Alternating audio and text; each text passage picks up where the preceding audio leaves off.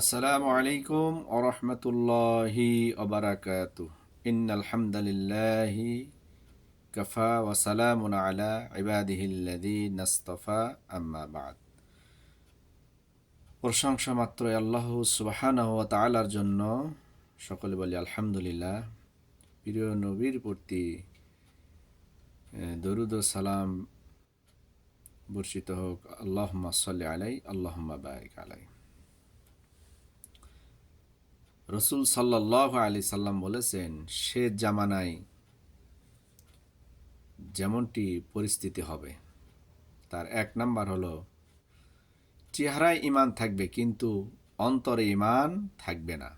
চেহারায় ঈমান থাকবে কিন্তু মানুষের চেহারায় দেখা যাবে যে খুব ঈমানদার ব্যক্তি, কিন্তু তার অন্তরে কোনো ঈমান থাকবে না।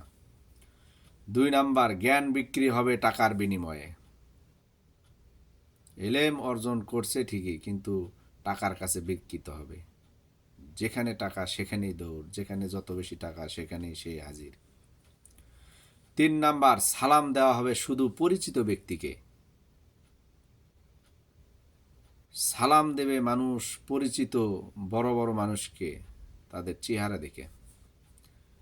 4 নাম্বার, অন্যায়কে কেউ থামাবে না, অর্থাৎ অন্যায় করবে সেখানে মানুষ বাধা না দিয়ে সেখানে মানুষ উৎসাহিত করবে যে চালিয়ে যাও। 5 নাম্বার, নামাজের জন্য মানুষের সময় হবে না, সময় থাকবে না। নামাজের কথা বললেই মানুষ বলবে সময় নাই ভাই, পরে পড়ব।